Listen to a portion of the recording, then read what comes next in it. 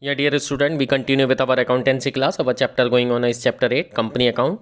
And in the previous class, I gave you introduction about under subscription of shares. Clear? So I am giving a quick revision. Whenever there is a case for under subscription of the share, you have to just see that according to the SEBI guideline, the 90% condition of minimum subscription has to be fulfilled. Clear? You have to must see that condition relating to the 90%, that is minimum subscription, must have been fulfilled. If a company does not receive the minimum subscription, it does not receive subscription for at least 90% of the, it cannot allot the share. As a result, it will have to refund the application money to the subscriber. So whatever number of shares are given, you have to just multiply it with the 90%. Now today we study issue of two classes of shares. So when a company issues both classes of the share, that is preference share and equity share, the account of each share is prefixed by the term preference share or equity share, as the case may be, as it has been given in the numerical.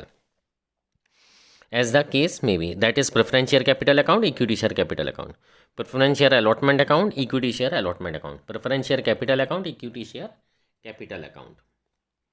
See example 25, issue of two classes of share. Shakti Limited offered to public 1 lakh equity shares and 50,000 preference share of rupees 10 each on 1st April 2020, payable as follows. On application, rupees 3 per share. On allotment, equity 3, preference 4. On first and final call, equity 4, preference 3. Subscription was received for 1,20,000 equity shares and 45,000 preference share. Now see here in this question, what is happening? 1 lakh equity share, so it is oversubscribed, while preference share are undersubscribed, but the condition of minimum subscription of 90% has been fulfilled. Out of the application for equity, the application for 10,000 shares were rejected and application for 85,000 shares accepted in full, and 15,000 shares were allotted to the remaining applicants.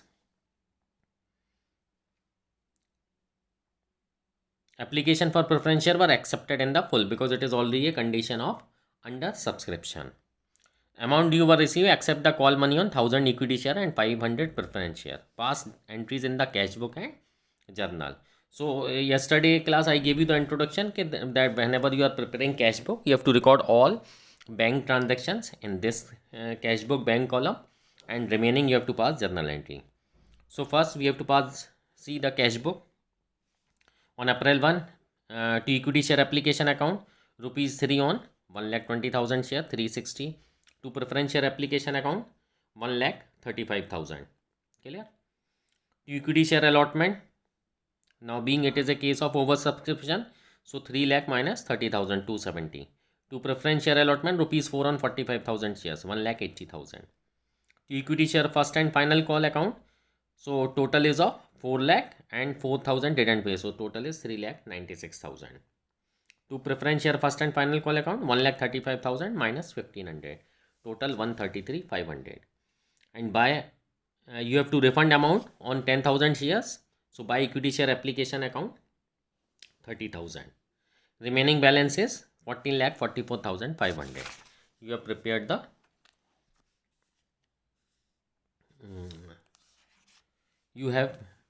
the cash book. Now it's a time to make the journal entries. Clear? It's a journal arithmetic, nothing tricky is there. You have to just subtract the amount which is not received at the time of respective call. Clear? So I hope this thing is clear to do. Now we are going to pass the journal entries for the same. Now see the journal entry on May 1, 2020. Equity share application account debit to equity share capital account to equity share allotment account, because the entry related to the receiving of the application money is already passed in the cash book. Clear? Now we are going to transfer the equity share application account to equity share capital and access toward the allotment. Next, preference share application account debit to preference share capital account. Clear? Rupees 3 received on 45,000 equity shares. Rupees 3 received on 45,000 preference shares. So preference share application account debit to preference share capital account. Now equity share allotment account debit to equity share capital account. Clear? 3 lakh, 1 lakh share at the rate rupees 3. But here we have to adjust the excess application money. Clear? Next, preference share allotment to preference share capital account 1,80,000. How much we have received? See the bank column. In equity share allotment we have received 2,70,000, and in preference share allotment we have received rupees 4 per share on the 45,000 share. Or total is 1,80,000. Now first call, equity share first call and first and final call account debit to equity share capital account. Rupees 4 is due and on 1 lakh equity share. So 4 lakh is due for first call. Now how much we have received? 1,000 shareholder didn't pay the, equity shareholder didn't pay the final call. Clear? So 4 lakh minus 4,000, total money received on equity share first and final call is 3,96,000. Clear? Now see preference share first and final call account debit 1,35,000 to preference share capital account. First and final call due on 45,000 preference share at the rate rupees 3 per share. See how many didn't pay? 500 preference shareholder didn't pay. So 500 into 3, 1,500 didn't pay. So see the cash book to preference share first and final call account debit 1,35,000 minus 1,500. Total receive is 133,500. Clear? In this way you have to pass the journal entry. Now our next topic is calls in arrear. So what does it mean? If the shareholder doesn't pay the call amount due on allotment or any calls according to the terms, the amount not received is called calls in arrear. The unpaid or arrear amount on the account of allotment or calls may or may not be transferred to calls in arrear account. If the question requires that amount of calls not received be transferred to calls in arrear account, the amount not received should be transferred to calls in arrear account. Interest on calls in arrear. Clear? See how it is to be done. Though interest on calls in arrear is not in syllabus, but still you can go through it. The company, if authorized by its article of association, may charge interest at the specified rate on calls in arrear from the due date to the date of payment. In case the article of association of the company is silent or it does not have any clause to this effect, Table F of the Companies Act 2013 shall apply, which provides for interest on calls in arrear at the rate 10% per annum. However, the company has the right to waive the interest on calls in arrear. If the company may desire, may waive of the right of interest on calls in arrear account. Clear? In this way it has been dealt. Generally it is been levied just to make a swift payment from the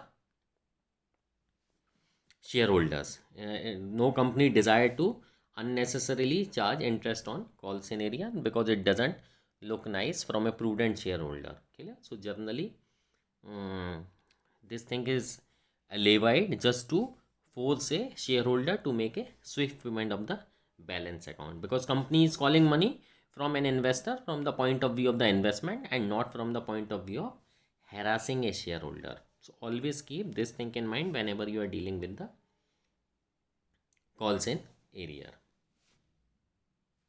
Clear? Now we will see accounting of calls in arrear account. How calls in arrear account is dealt with. Okay. See the next page. So now there are two methods of dealing with the accounting of calls in arrear account. See, first is without opening calls in arrear account. Under this method, amount not received from the shareholder is not transferred to the calls in arrear account. The total of the balance in different call account is the unpaid amount on calls. On a subsequent date, when the amount is received, bank account is debited and relevant call account is credited. Suppose if the first call money at the rate rupees 2 per share on 10,000 share is called, but out of this first call money on 9,500 shares is received, entries will be passed as follows. Share first call to share capital, being the first call money due on 10,000 share at the rate rupees 2 per share, and bank account debit to shares first call account 19,000, because 500 did not pay the amount, so 1,000 will be a calls in arrear, but account is not opened. It has been generally subtracted from the total account. Now second is by opening calls in arrear account. Under this method, unpaid amount is transferred to calls in arrear account. As a result, share allotment account and different call accounts will not show balance. The calls in arrear account will show a debit balance equal to the total unpaid amount on allotment and calls. Later on, receipt of arrear amount is credited to calls in arrear account. See, take with reference to the above example. Share first call to share capital account 20,000 being the first call money due. Now bank account debit to share first call account 19,000 and calls in area account debited to share first call. Now in place of above two entries, a combined entry can also be passed.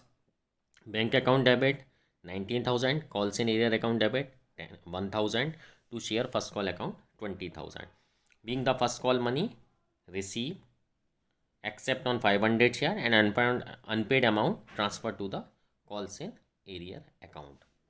Clear? So in this way you can do the account, but I would like to request you that unless specified in your numerical, you will not open the calls in area account. It's better to subtract the amount of calls in area from the total balance. I hope this thing is clear to you. Thank you.